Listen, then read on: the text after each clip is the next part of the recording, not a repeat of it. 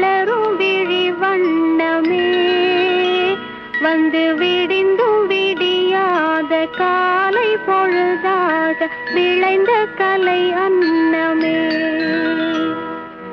நதியில் விளையாடி கொடியில் தலை சீவி நடந்த இளம் தென்றலே, வளர்பொதிகை மலை தோன்றி மதுரை நகர் கண்டு பொலிந்த தமிழ் மன்றமே.